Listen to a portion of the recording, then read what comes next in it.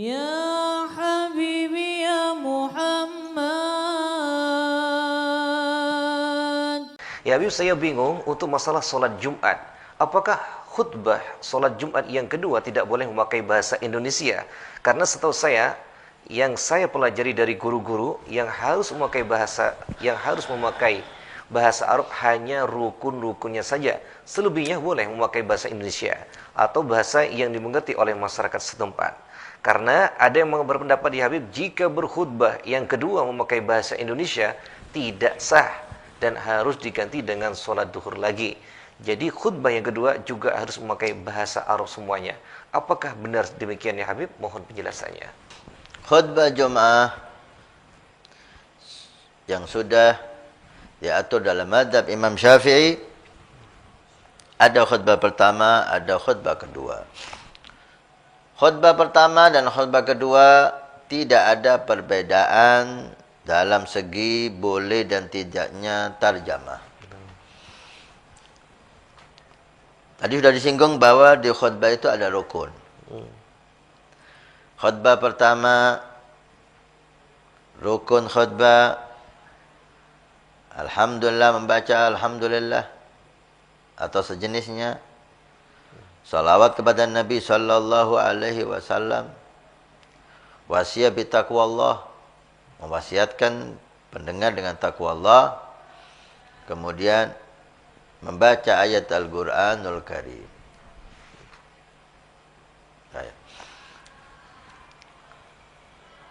Khutbah yang kedua, rukunnya alhamdulillah, salawat, wasiat bi taqwallah, doa lil mu'minin bil akhirah. Ini rukun wajib bahasa Arab. Ini rukun wajib bahasa Arab. Baik khutbah pertama atau khutbah kedua. Tentang terjemah, ada perbedaan pendapat ulama. Tidak ada pembahasan di khutbah pertama atau di khutbah kedua. Boleh atau tidak terjemah, hanya itu pembahasan. Baik di khutbah pertama atau di khutbah kedua. Tidak ada perbedaan. Oh, khutbah pertama boleh, khutbah kedua nggak boleh, nggak ada. Yang mengambil nggak boleh, ya nggak boleh semua, dua-duanya nggak boleh. Di khutbah pertama nggak boleh terjemah, di khutbah kedua nggak boleh terjemah.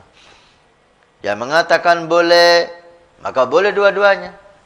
Di khutbah pertama boleh terjemah, khutbah kedua boleh terjemah, karena nggak ada perbedaan di sini. Nggak ada perbedaan. Kalau rukun bahasa Arab, itu sudah sepakat. Semua rukun harus bahasa Arab. Alhamdulillah, salawat, usikum wa nafsi bi taqwallah, baca ayat Al-Quran di khutbah pertama. Kemudian khutbah kedua, alhamdulillah, salawat, wasiat bi taqwallah, dan doa untuk akhirat.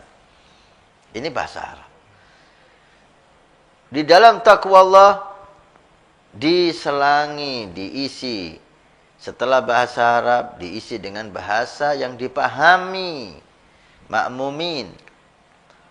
Karena tujuan khutbah adalah nasihat. Dikumpulkannya orang, diwajibkan orang untuk berjamaah salat Jumat. Tidak ada yang khilaf bahwa salat Jumat fardu ain berjamaah, wajib berjamaah. Tentang sholat 5 waktu ada perbedaan pendapat. Ada yang mengatakan fardu kifayah, ada yang mengatakan fardu ain, ada yang mengatakan sunnah kifayah. Tapi sholat Jumat nggak ada, wajib berjamaah. Kenapa? Untuk mereka itu dengarkan khutbah. Apa itu khutbah?